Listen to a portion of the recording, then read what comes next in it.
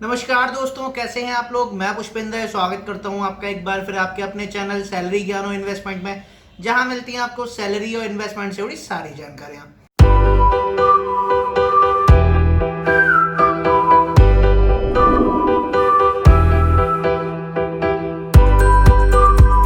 दोस्तों, आप लोगों ने एक लेटेस्ट में अभी ही खबर सुनी होगी, जस्ट अभी 2-3 घंटे पहले की खबर है that cabinet approves national recruitment agency common test for government PSB jobs.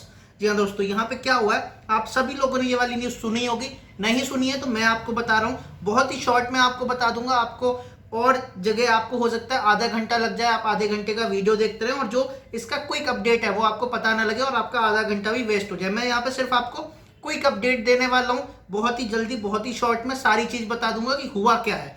देखिए, सबसे पहली बात, एक है नई चीज निकल के आई है सीईटी। सीईटी का पूरा नाम क्या है, कॉमन एलिजिबिलिटी टेस्ट। एक दूसरी नई चीज निकल के आई है एनआरए। एनआरए मतलब क्या है, नेशनल रिक्रूटमेंट एजेंसी। ठीक है, अब हुआ क्या है, cabinet approved NRA common test for government PSB jobs. अब गवर्नमेंट पीएसबी जॉब्स में कौन कौन आने वाले हैं दोस्तों, जो बात हुई है वो सिर्फ 3 बारों में बात हुई है, मतलब सिर्फ 3 जॉब्स के बारे में बात हुई है। कौन कौन सी, एक आरआरबी रेलवे रिक्रूटमेंट बोर्ड, एक एसएससी जो हमारा स्टाफ सिलेक्शन कमीशन बोर्ड है, उसके अलावा आईबीपीएस। ठीक है, सिर्फ 3 जगह बात हुई है। अब बात होने का मतलब क्या है, क्या एसएससी, आईबीपीएस और आरआरबी खत्म हो चुकी है? नहीं, ऐसा बिल्कुल नहीं है।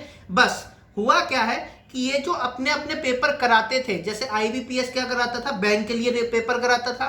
एसएससी क्या कराता था, एसएससी ग्रेड बी और ग्रेड सी जो सेंट्रल गवर्नमेंट में ग्रेड बी और ग्रेड सी में जाते हैं उनके लिए पेपर कराता था। और आरआरबी क्या कराता था, रेलवे से रिलेटेड एग्जाम्स कराता था। ठीक है, तो अब हुआ क्या है कि इन तीनों को मिला के, ये तीनों क्या करते थे, अपने अलग अलग एग्जाम करवाते थे। किसी ने कभी रिक्रूटमेंट निकाला, किसी ने कभी वैकेंसी निकाली, किसी ने कभी फॉर्म भरवाए, किसी का पेपर कभी हुआ। कुछ कई बार तो लोग कंफ्यूज ही हो जाते थे, भाई किसका पेपर दूं किसका नहीं दूं। अब क्या हुआ, अब इन तीनों चीजों को हटा के एक बना दिया गया है। एक क्या, एनआरए। एनआरए मतलब नेशनल रिक्रूटमेंट एजेंसी। अब नेशनल रिक्रूटमेंट एजेंसी का पूरा एग्जाम कराएगी? नहीं। देखिए, आईबीपीएस में क्या होता है, देखिए आईबीपीएस, एसएससी और आरआरबी के बारे में ही हम बात करेंगे, क्योंकि इन्हीं 3 के बारे में कैबिनेट ने अभी बात करी है। बाकी जो डिटेल है धीरे धीरे सर्कुलर निकलते निकलते आती रहेंगी, गवर्नमेंट अभी नए नए सर्कुलर निकालती रहेगी, उसमें सारी जानकारी पता लगेगी। लेकिन अभी क्या हुआ है, देखिए आईबीपीएस हो, चाहे आरआरबी हो, चाहे एसएससी हो, तीनों के जो एग्जाम होते थे वो टायर 1, टायर 2, टायर 3 में एग्जाम होते थे। मतलब पहला पेपर होता था, फिर दूसरा पेपर होता था, फिर कईयों में इंटरव्यू होता था, जैसे आईबीपीएस पीओ के लिए हुआ, एसबीआई पीओ के लिए हुआ, इन सभी के लिए इंटरव्यू भी अलग होता था। तो अभी क्या हुआ, सिर्फ टायर 1 को कराने का जो जिम्मा है वो दिया गया है नेशनल रिक्रूटमेंट एजेंसी को। टायर 1 मतलब आप उसी को प्रीलिम्स भी बोल सकते हैं, आप उसी को टायर 1 भी बोल सकते हैं, आप उसी को एक तरीके से ऐसा एग्जाम बोल सकते हैं कि जिसके बिना आप टायर 2 में नहीं जा सकते हैं। मतलब एक तरीके से प्रीलिम्स समझ लीजिए। ठीक है ना, तो प्रीलिम्स या फिर टायर 1 को कराने की जिम्मेदारी सिर्फ एनआरए को दी गई है, national recruitment agency. National recruitment agency क्या करने वाली है, नेशनल रिक्रूटमेंट एजेंसी सिर्फ एक टेस्ट कराएगी, एक कॉमन टेस्ट कराएगी। कौन सा, कॉमन एलिजिबिलिटी टेस्ट, जिसमें अगर आपको एसएससी में जाना है तो आप भी भरेंगे, अगर आपको आईबीपीएस में जाना है तो भी भरना पड़ेगा, आरआरबी में जाना है तो भी भरना पड़ेगा। उन तीनों के अलग अलग प्रीलिम्स हटा के एक मेन बना दिया गया है जो कि एनआरए कंडक्ट कराएगी। ठीक है, पहले एसएससी, आईबीपीएस और आरआरबी तीनों अलग अलग संस्थाएं कंडक्ट कराती थी, अब तीनों को हटा के एक कर दिया गया है, एनआरए कंडक्ट कराएगी सिर्फ प्रीलिम्स।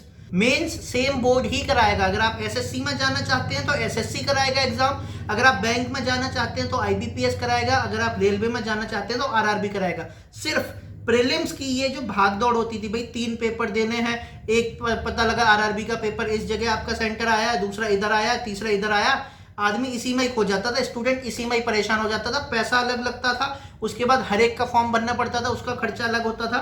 तो अब क्या हुआ है, प्रीलिम्स को, तीनों के प्रीलिम्स हटा के एक एनआरए बना दिया गया और जिसका नाम रखा गया कॉमन एलिजिबिलिटी टेस्ट। ठीक है, शॉर्ट में बता देता हूं क्या हुआ है।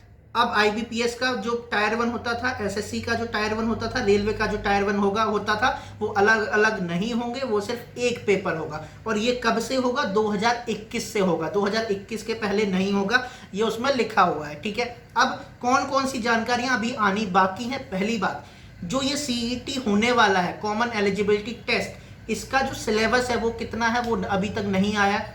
कितनी मैक्सिमम एज तक के लोग इसमें अप्लाई कर सकते हैं वो नहीं आया है।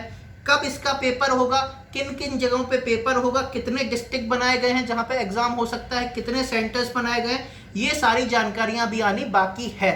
ठीक है, तो अब बहुत सारे लोग आपको इसके प्रोज और कॉन्स बताने लग जाएंगे। देखिए दोस्तों, प्रोज और कॉन्स किसी चीज के तब बताए जाते हैं जब वो पूरी चीज सामने निकल के आ जाती है। अभी तक इसका पूरा ब्यौरा नहीं आया है।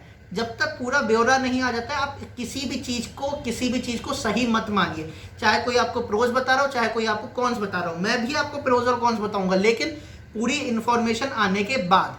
ठीक है, तो अब हम 4 पॉइंट देख लेते हैं जो कि बहुत ही ज्यादा इंपॉर्टेंट है इस एनआरए के रिलेटेड, एनआरए और सीईटी के रिलेटेड। Number 1, NRA will conduct the preliminary exam और tier 1 exam for SSC, IBPS and railway. ठीक है, सिर्फ 3 की बात हुई है, इन्हीं 3 को होगा।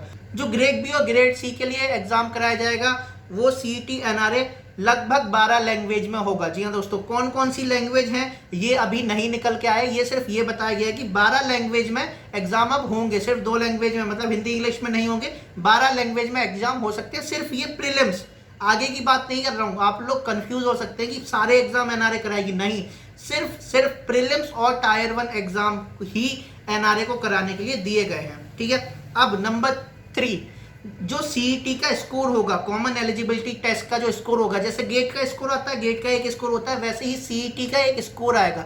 ये स्कोर आपका वैलिड रहेगा 3 साल के लिए। ठीक है, 3 साल में अब ऐसा नहीं है कि भाई आपने एक बार एग्जाम दे लिया, आपका एक बार स्कोर आ गया, अब आप 3 साल के लिए एग्जाम नहीं दे सकते। नहीं, ऐसा बिल्कुल नहीं है। आप दोबारा भी एग्जाम दे सकते हैं, आप तिबारा भी एग्जाम दे सकते हैं। जी हाँ दोस्तों, आप एग्जाम 3 बार दे सकते हैं। उन 3 बार में जो आपका बेस्ट रहेगा उसको आपका स्कोर माना जाएगा। जैसे मान लीजिए आपने पहली बार एग्जाम दिया, मान लीजिए आपका 800 का स्कोर आया, आपने दूसरी बार एग्जाम दिया, आपका 750 का स्कोर आया आउट ऑफ 1000, तीसरी बार आपने एग्जाम दिया, आपका 700 का स्कोर आया, तो आपका जो स्कोर माना जाएगा सीईटी का वो 800 माना जाएगा। ठीक है ना, इन तीनों का जो बेस्ट होगा, बेस्ट ऑफ 3, वो आपका स्कोर माना जाएगा। उसके बेस पे आपको मेंस के लिए बुलाया जाएगा। ठीक है, नंबर 4, ये सबसे अच्छी चीज किन लोगों के लिए होगी, ये सबसे अच्छी चीज उन लोगों के लिए है जो कि ईडब्ल्यूएस सेक्शन से आते हैं, मतलब कि इकोनॉमिकली वीकर सेक्शन से आते हैं। यहाँ पे मैं किसी कास्ट रिलेटेड बात नहीं कर रहा हूं, चाहे वो जनरल के हो, चाहे वो ओबीसी हो, चाहे वो रिजर्व कास्ट हो। ठीक है, यहाँ पे जो इकोनॉमिकली वीकर सेक्शन है, जो कि बार बार एग्जाम का फॉर्म नहीं भर सकते हैं, उसके अलावा बार बार एग्जाम देने ट्रेवल नहीं कर सकते, उनके पास पैसे की कमी है, उनको सबसे ज्यादा फायदा होगा। 2-2.5 करोड़ लोग जो तीनों एग्जाम भरते हैं, भाई एसएससी भी भर दिया, रेलवे भी भर दिया, आईबीपीएस भी भर दिया, अब निकल एक भी नहीं रहा है क्योंकि तीनों का सिलेबस अलग है। अब क्या हुआ है, तीनों का सिलेबस एक हो गया है, एटलीस्ट प्रीलिम्स का, मेंस का सिलेबस अलग होगा लेकिन प्रीलिम्स का एक हो गया है, तो अब आपको एक ही तरीके से तैयारी करनी पड़ेगी, अलग अलग तरीके से तैयारी नहीं करनी पड़ेगी। तो दोस्तों मुझे ऐसा लगता है कि ये वाली चीज अभी तक देखने में अच्छी लग रही है। अभी इंप्लीमेंट कब होगी, कैसे इंप्लीमेंट होगी, इंप्लीमेंटेशन में क्या दिक्कतें आएंगी, ये सारी चीजें देखने की बात रहेगी। लेकिन आज का जो समरी थी वो यही थी कि एनआरए कंडक्ट करेगा सीईटी, कॉमन एलिजिबिलिटी टेस्ट, ये होगा आईबीपीएस, एसएससी और आरआरबी के लिए सिर्फ प्रीलिम्स कराएगा, मतलब एक कॉमन टेस्ट बना दिया गया है जिससे आप आईबीपीएस में भी जा सकते हैं, आप आरआरबी में भी जा सकते हैं, आप एसएससी में भी जा सकते हैं। ठीक है, ये जो एग्जाम रहेगा, ये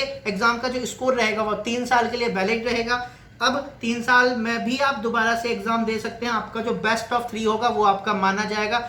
इस आपके कट ऑफ पे, इस आपके स्कोर पे, सीईटी के स्कोर पे आपको मेंस के लिए बुलाया जाएगा, फिर आप मेंस लिखेंगे, फिर आपका इंटरव्यू होगा और फिर आपको फाइनली जॉब मिलेगी। तो ये जो प्रोसेस जो अलग अलग बोर्ड कराते थे अपनी प्रोसेस कि भाई एक दिन एसएससी ने एग्जाम रख दिया, अब आरआरबी उस दिन एग्जाम नहीं रख सकता। अब एसएससी के एग्जाम 15-20 दिन चलते हैं, तो उन 15-20 दिनों में आरआरबी या फिर आईबीपीएस अपना एग्जाम नहीं रख सकता है क्योंकि बच्चे क्लैश करते हैं। ठीक है ना, तो ये सारी चीजों की जो दिक्कत आती थी वो सारी अब खत्म हो जाएगी और अब मुझे ऐसा लगता है कि हो सकता है जल्दी जल्दी वैकेंसी निकलेगी और जल्दी ही रिक्रूटमेंट होंगे। एसएससी के रिक्रूटमेंट में 3-3 साल लग जाते हैं, आरआरबी का रिक्रूटमेंट तो किसी को पता ही नहीं है कितने सालों में होता है। भाई जब जिसका हो जाता है उसे लगता है भाई बस हो गया।